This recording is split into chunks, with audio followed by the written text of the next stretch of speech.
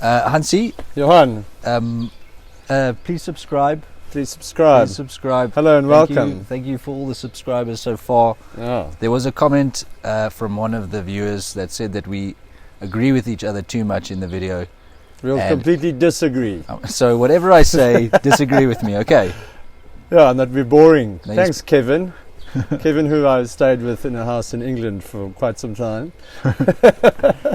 Anyway, yeah, so an eventful weekend, obviously other than the All Blacks game. Yeah, lots of interesting stuff. Yeah. And it's weird in the way that everyone says you can't read anything into anything. Yes. So guys, are they not playing their game plan, trying not to show their hand, holding back? How do you hold back in rugby? I'm not sure. I mean, is think- it even possible? Yeah. So And looking at the rankings from today, again, rankings don't matter. no, But what is interesting is you mentioned it. You said yeah, that you look at our pool now. We've got number 1, 3, and 5. In No, one- 1, 2, and 5. 1, sorry, 2, and 5 in one pool. in one pool. So Yeah. definitely, I think World Rugby must perhaps look at Yeah. at how they, when the draw happens and that sort of thing.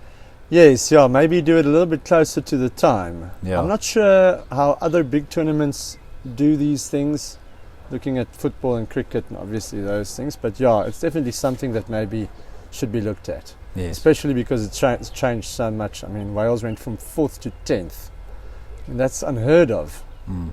So yeah, so definitely quite Yeah, crazy. everything seems a little bit backwards. I mean, Fiji Yeah. up to 7th. Yeah.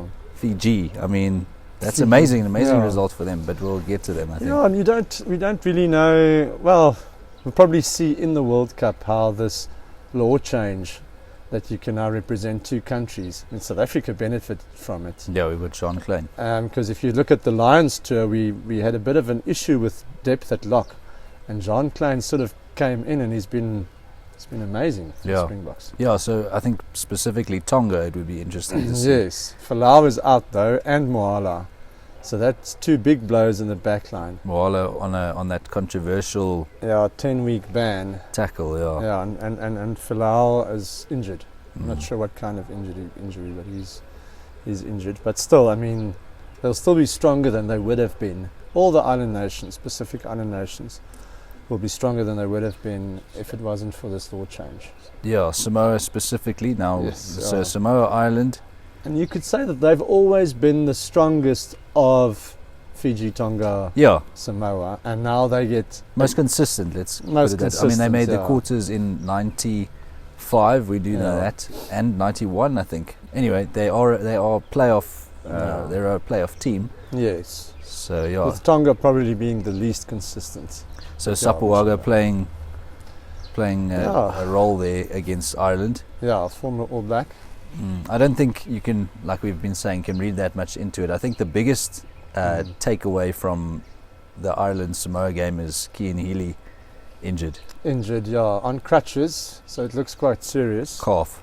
Yeah, a calf. Yeah, I'm not sure how quickly they will probably do all the scans and everything now, and I they'll haven't seen news about it. It Yeah. does seem serious, yeah. probably say how long it will be out for. Mm. Yeah, I think it was sort of a mixture of giving game time to possible starters and bringing in a few youngsters. I know O'Brien scored a try at fullback, and so did Rob Herring, who's not the normal starting hooker, but with Sheehan out But now. with Sheehan out, I think he's favourite to start against at least in the beginning of the tournament. But I saw, if I'm not mistaken, we will be corrected if we are, but I think I saw Caelan Doris, I think I saw Josh van der Fleur, Tyg Byrne, so quite a few guys that should be involved in starting teams. Yeah. I'm not sure exactly with the Gibson Park Conor Murray thing, but it looked like Conor Murray had quite a good game. Yeah. He scored a try, didn't he? Yeah, he did. Yeah. Yeah, he scored the opening try. And it was interesting game in that there was a lot of compliments for the style of play, but I think because of the mixture of the team, there was a little bit of a loss of continuity, and because I just think Samoa was quite strong. And also maybe Ireland is And the like weather, they're really maybe. running out of. I mean, how long can you not show your hand for? Yeah. The weather was a bit rainy there. Hey? Yes, I think the weather was quite bad. It was played in Bayonne in France, and quite rainy, which obviously makes it a bit of a leveler as well. But if teams like Samoa become better at the set piece, that's always been the issue. Yeah. They've always had a lot of flair, can score from anywhere. But if you've got consistent goal kickers, yes, come on. If you do better, it's like four flying around your head. Oh, really? Yeah. Okay. It's my pomade. If they can be more consistent at the set piece, then they'll be a real threat. I think the main thing for me, and we'll chat about Fiji just now, is apart from the set piece, is also a consistent goal kicker. Yes. And I think they found that in Sapuaga. And we'll chat about Fiji just now. Yeah. That makes a massive difference, especially, I mean, in in light of recent events with Mani. Yeah. It's been in the spotlight. You need to have a great goal kicker. Yeah. Yeah. No, if you're Samoa and you've got someone like Sapuanga, you've got someone who played at the highest level. Yeah. He's won games for them against us. Yes. 2015 he played at Ellis Park, I remember. Yes. And he had an amazing game. Top fly half, and that is such a crucial position, and it gives you such an advantage. So good for them. Good for them. Yeah. Then the next game was it Fiji and England. I'm not sure if we've got the order quite right, but Fiji, England. Might be a bit let's talk about that next. Definitely. Yeah. So obviously halftime it was close going into halftime, and then it looked like England was gonna pull away in that, and then Fiji scored some amazing tries. Yes. Which Radradra, he's a big name in European rugby. We don't know that much about him, but whenever we watch any European Heineken Cup games, they go crazy for that guy, and people include him in their world teams and stuff. So you could see that it was sort of try to secure quick ball and to get it to those big backs as quickly as possible, and they get over the advantage line and they break the line and they do something from nothing. And he made Johnny May look a little bit silly there. Yes. He's the right wing. I'm not sure. I think he played centre. Okay, sorry. Yeah. Anyway, whoever the right wing is. Yeah, that's the guy with the hair. Yeah, that guy ran around Johnny May. Yes. That was amazing. Yeah, and Johnny May is supposed to be one of the quickest. Funny enough, Johnny May, I think, ran around him for his first try. Yeah. So. Yeah, and it's difficult to say what the real issue is with English rugby. I mean, Fiji obviously played with a lot of confidence and with a lot of heart, as they always will, as they did in 2007 against the Springboks. Yeah. But they beat Wales in that tournament, I think, and then went through to the quarters. Yeah, it's hard to say. Yeah. What is the problem there? I don't know. I mean, obviously it's not their best team, but it's a lot of their. I mean, Itoje was playing. Laws was the captain. But a guy like Itoje, you hardly saw him in the game. You know. But I mean, we have spoken about how we don't understand why he's seen as one of the best, one of the best locks in world rugby. Yeah. So just like an extremely bad result. I know we keep saying you can't read anything, but no team can be happy with a loss against Fiji. I mean, if we lost against one of the Pacific Island nations leading up to the World Cup, it doesn't matter what team we fielded, it will be the press will go nuts. Yeah, it will be complete panic stations. Yeah, I actually felt sorry for Courtney Laws. Yeah. In the interview straight after, did you see he was like in his 100th test, jumpy, and he was. Yeah. You could see he wasn't he wasn't comfortable to be doing that. Only thing I can think is unhappy team, not sure what the game plan is, no confidence, losing's become a habit.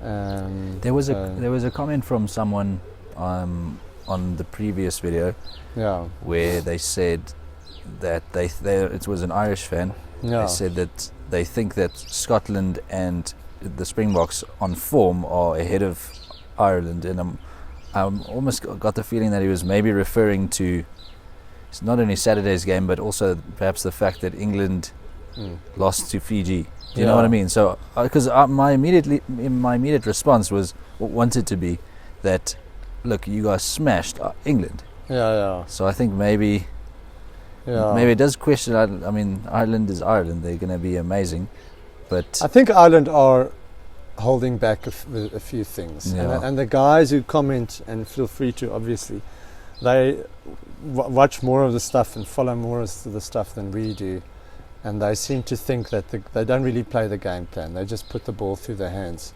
And maybe they'll be really happy. Sorry to go back to Ireland now, but maybe they'll be happy with that game, and that they managed to get through it and still win it. Yeah, is always a positive. Yeah, what does it matter really? No, it doesn't really matter. Losing, I think, is bad. Is a serious problem for morale, and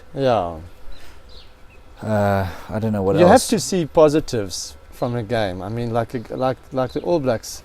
Okay, they keep saying, they keep talking about the cards.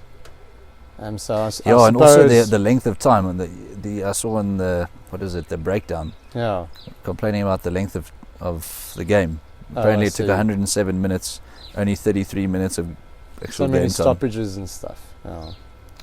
Okay, but in any case, and then Australia-France. Australia. Is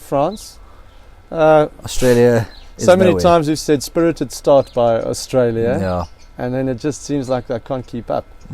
Carter Gordon, new fly half's goal kicking was absolutely terrible. Horrendous. I mean, they could have been basically in the game. They could have kept themselves in the game. They kept themselves in the game sort of for, a half? Well, think about it. He missed 8 points at least. Yeah. He missed 2 penalties that I saw there, let's say in the first 60 minutes, and then he missed a conversion as well. I mean, and the end score, okay, it ended up ugly. Yes, it was 41 something. 40 something.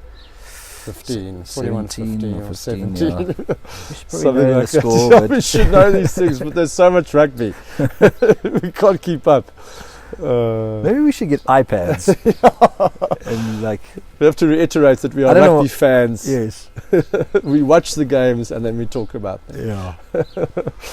Yeah, so nothing much to say about that. No, also I sort of feel sorry for them. Same thing as England. I think sort of they try really hard, but there's no confidence, and there's a complete lack of belief. But they're like brilliant moments. Yeah. Like that. I can't pronounce the right wing's name from Australia. No one in the world can. No one.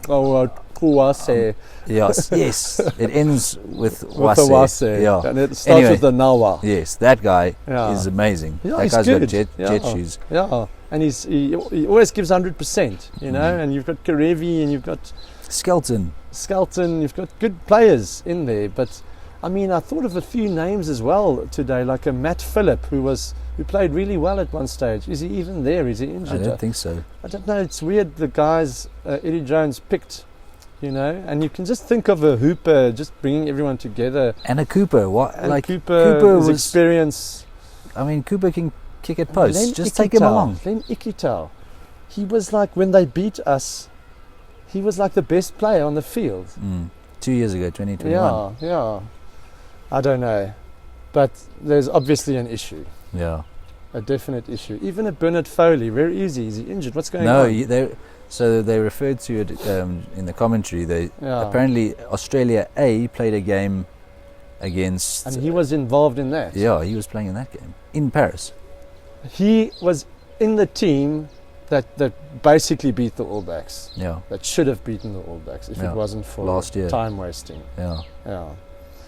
But so France, I don't think we can say they are they've made a statement from that game. I mean, we beat them by a similar margin in Pretoria, and I think the All Blacks obviously smashed them as well. So nothing to read into for that. The craziest thing with France for me is just the absolute individual brilliance of their players.